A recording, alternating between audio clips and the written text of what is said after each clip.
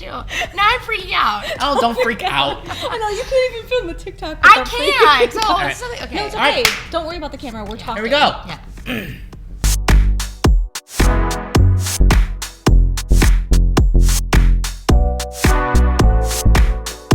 Hey everyone, welcome back to Beauty Unfiltered. I'm Josh. This is my assistant manager, Jessie. We're at Belle Santé Medical Spa, and we're here with our registered nurse injector, Amanda, and we're going to be asking her some of the most common questions she gets asked at her consultations. How you doing, Amanda? I'm good. How are you guys this morning? Good. You guys awake? No, I haven't had coffee yet. I'm serious. So you have been injecting for how long now? A little over 7 years. Okay. And what would you say your specialty at injections are? Like, what do you think you do the most of? Well, of course, Botox, just actual neuromodulators. And then I'd probably say lips are like the biggest thing. Yeah. Young, old, that's the main, probably one of the biggest things that I do, I would say, are the lips. So I want to talk specifically about Botox because I just feel like there are so many misconceptions that are out there, and I'm sure you get a lot of these questions. I know I do just when I answer the phone. And again, to us, this is stuff that, you know, is just as normal, and we're like, well, no, of course not. But I mean, to someone who's never talked about Botox before, it can be really intimidating. And I think one of the things that I get asked the most is, oh my God, I don't want to look fake. Yeah. Like, talk a little bit about how Botox doesn't necessarily have to make you look fake. Yeah, I get that all the time where patients are like, they come in and they're like, I'm so nervous. I just don't want to look like a real housewife or like a celebrity that just like does not look like themselves anymore. And Madonna, yeah. Really, yeah. They'll say that, and I'm like, okay, these people have had either like way too much filler, which that can be talked about at a different time, but or like a bad facelift or something. I'm like, that's plastic surgery usually. Right. Botox, when injected and injected well, can make you look very normal, natural. I love to show all of my before and after pictures. That's what you can come in and get a consult, and I can show you these pictures where people are like, wow, oh yeah, these people look great. They just look normal. They just look better. So we can make you look very natural. And I also get patients that are like, I'm so nervous to get, this done.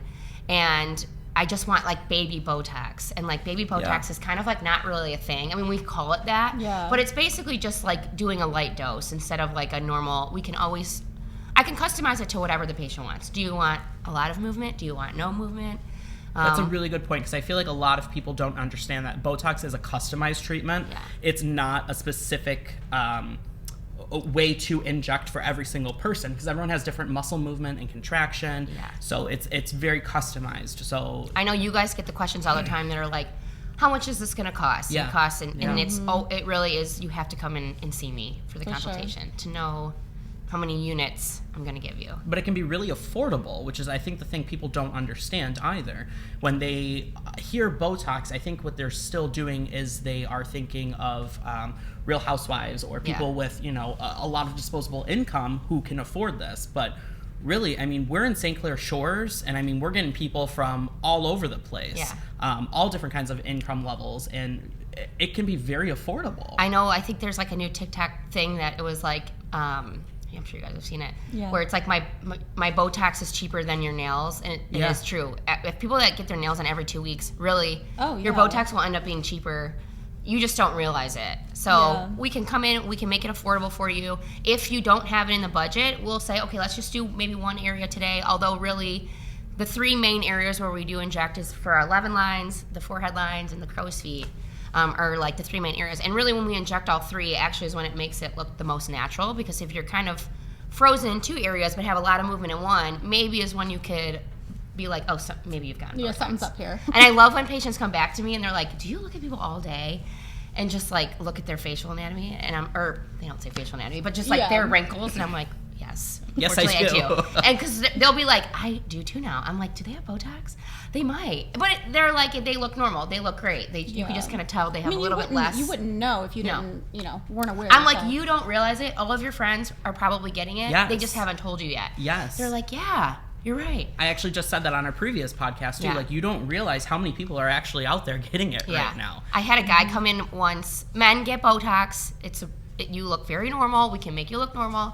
And he was like, yeah, I got it done. And my bro that I work out with at the gym, I've told him, and he's like, oh yeah, man, I've been getting it for years. And he was like, huh, yeah, you look great. And it's like, yeah, we can make it look very normal and natural. And I always tell patients, which I have never in the 7 years I've been injecting, had somebody come back after 2 weeks and say they absolutely hate it. But I do tell them, if you absolutely hate this, it lasts about 3 to 4 months, and you just don't have to do it again. If you don't like it, you'll just go back to, and that's another thing I get all the time is, you'll do it once, and if I don't do it again, my skin's gonna look worse, and it's actually, it'll still look better. Your skin is gonna still look probably better at 3 to 4 months, maybe in 5 to 6, and then eventually our muscle movements will just continue like they were normally, and you'll just go back to what you looked like prior to Botox. So it's not like you're gonna age worse. It'll still be better. One of the main questions I get a lot too is, well, what's it made out of? Because it's poison. Yeah. And people are constantly using that word, it's poison, it's poison. And it's like, well,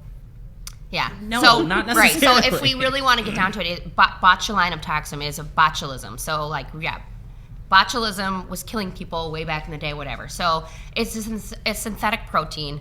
It is made of botulism, but it is very, very safe. I love to tell people, actually, it was first FDA approved to help. The reason why we know that it helps reduce wrinkles is they were using it for patients that had like eyelid spasms. They were using it for medical reasons, and then they were also using it for patients that had for like cross-eyed, and it was helping with those patients for medical reasons. And then they were like, wow, we're noticing wrinkle reduction when we inject these people. So then they're like, okay, this is going to help for cosmetic reasons. So then in 2002 it was FDA approved for cosmetic effect.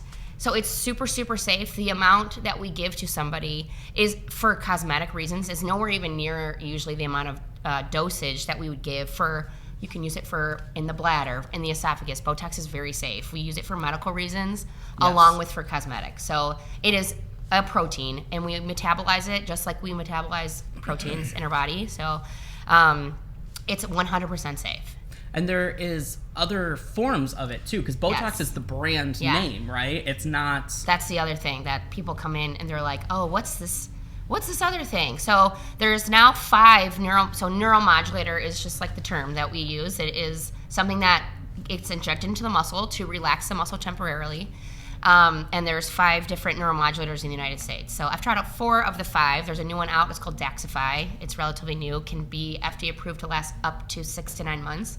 We'll see if that actually happens. Interesting. Yeah, I'm not sure. But Botox, the ones that we carry here are my 2 favorite, Botox and Dysport. They're, again, it's like saying Puffs and Kleenex. They're just 2 different brands. Or Coke and Pepsi, I tell patients in the consult. Although Coke and Pepsi taste different, but but it's essentially the same thing. Yeah. It's just different products. Yeah. So some people may say, Botox works a little bit better for them. Some people say Dysport works a little bit better for them. I mean, do you think there's truth to that, or do you think it's more psychology and what they want to believe? Well, I do think so. There are some studies too that potentially you can build up like antibodies to these products, and then your body is just not. It's not lasting as long anymore. And so sometimes we're like, okay, we need to try a different product. I do think for me at least, for my body, there's a product that works better. It just lasts longer and it kicks in quicker, and it's Dysport. So Botox and Dysport are both amazing products, and we usually, a lot of times too, Dysport does, I would say with certainty that it kicks in faster than Botox. They both are gonna do the exact same thing in 2 weeks. Best results are 2 weeks. But if somebody is like, man, I'm going out of town in 2 days and I want to start to like look better right now, I'm like, okay, well, let's try Dysport then, because it's going to kick in faster than Botox. But I have patients that are like, I've tried Dysport, I don't think it worked that great, let's do Botox, and I've had the other way too. So. And then last thing I want to talk about too are the side effects, because people are always worried, what's going to happen after I get injected? This is my first time coming in, I'm doing something, it's altering my appearance. What are the potential side effects? That's a huge concern. Yeah, they're pretty minimal. I mean, so as far as actual side effects go, I always, again, in the consultation, I'll tell people, of course, bruising can happen. It's a needle going to the face. And there's pictures and things that I can show, but I'll tell people that we can make a brow go a little bit too high, or we can lower a brow. Those are the main side effects in certain areas. There's other areas if we've injected that's like for clenching, for the chin. There's so many different areas to inject Botox, and those are different side effects. But if we're just talking about the 3 main areas, raising a brow, dropping a brow, and then there is something called lidptosis, which I don't consider a side effect. That's actually a complication, which is super, super rare. In the 7 years I've been injecting, I've never had it happen, but I always tell my patients, even the best injector in the world, this could happen to you. I could do it to you, and there's things that we can do. If God forbid this happened, we can fix it. It happens to like 2% of the whole population who's ever had any neuromodulator ever. So it's very rare. And that's when I show this picture of a girl who, again, was on TikTok, and they're like, I've seen that girl. And it's where the lid looks very droopy and crazy. But I tell them, this patient has already been retreated with Botox. She like lives in Chicago or something, and it's fine. It happened once, didn't happen again. It's very rare. And people will be like, oh my gosh, I'm the unlucky person. And I'm like, trust me, I'm unlucky. Okay, my life is very unlucky. And I have still it has not happened to me or my patients. They're always like, I'm gonna be that person, and it has not happened. So it's very rare. But we can do things. There's things that we can do to tweak it if it did happen. And then it is not permanent. Even if you did nothing, it will wear off. So that's really the worst thing. And I always have to show people. And I hate when patients come in to see me and they're like, yeah, I've had Botox again or before. And I'm like, well, I'm just going to talk to you as if you've never had it before. I'm just going to do the consult. And I'll show them this picture and I'll tell them this complication. And they'll say, wow, I've never heard this before. And I'm like, well, your last injector did not really do a good service because it's all about education. We have to tell you everything that can happen. Yeah. Absolutely. So I like to sit down and really go through it with you, even if you've had it 100 times. If you've never had it with me, you'll sit and get like a good consult.